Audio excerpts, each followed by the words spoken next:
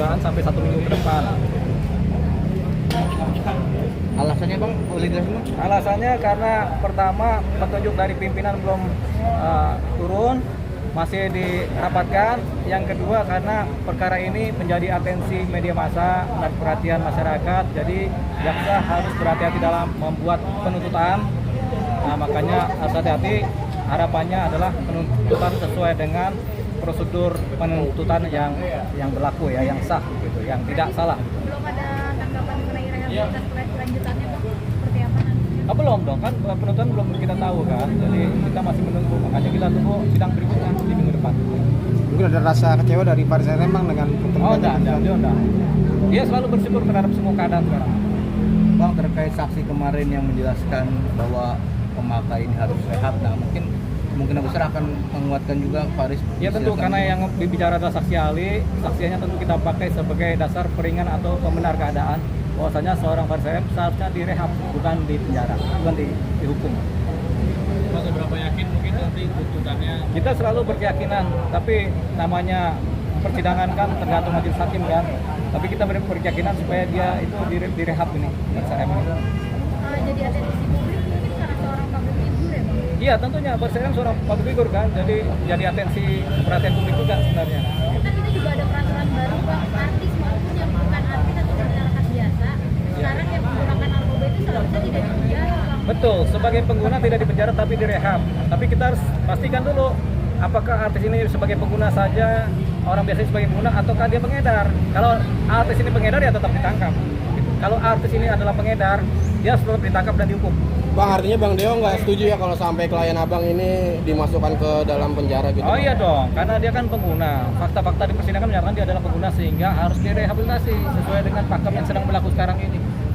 Tapi kalau seandainya nanti tetap bakal dipidana, itu gimana pembelaannya dari Bang Deo? Tentunya akan kita nanti mengadakan banding kan, itu yang pertama, banding yang pertama. Yang kedua kita mengajukan usulan-usulan, bisa jadi sampai ke DPR juga, karena pernyataan dari Kepala BNN kan sudah jelas, pengguna ini kan harus direhab, bukan di penjara kan.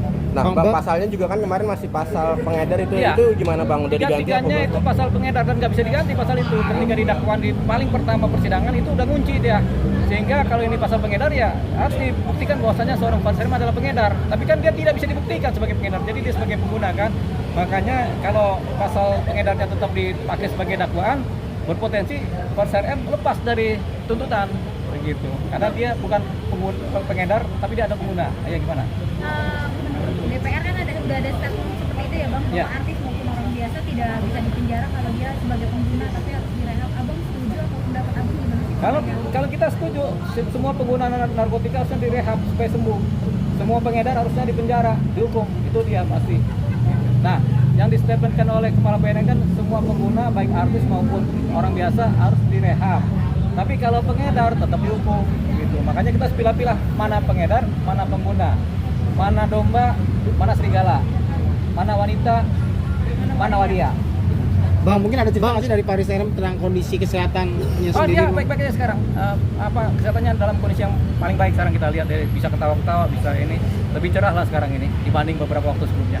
Bang, tapi menurut abang efektif nggak sih direhab? Artinya kan Faris RM 2 kali pernah juga direhab, tapi tetap aja kesandung lagi. Faris RM baru 1 kali direhab selama 9 bulan. Nah mungkin candu-candu narkotika itu masih ada di kepalanya sehingga dia kebawa lagi, kecanduan lagi. Namanya orang kecanduan kan, kayak kita nih perokok berat, kita udah pakai kopi, pakai permen, pakai apa, masih juga kecanduan.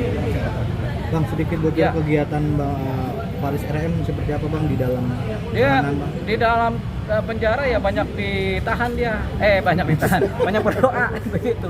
Dia maksudnya banyak menahan diri begitu. Jadi dia banyak berdoa, banyak berzikir, banyak sholatnya begitu. Ada rutinitas atau kegiatan baru nggak Bang yang Kegiatan disukain? baru dia ini tetap menciptakan lagu begitu.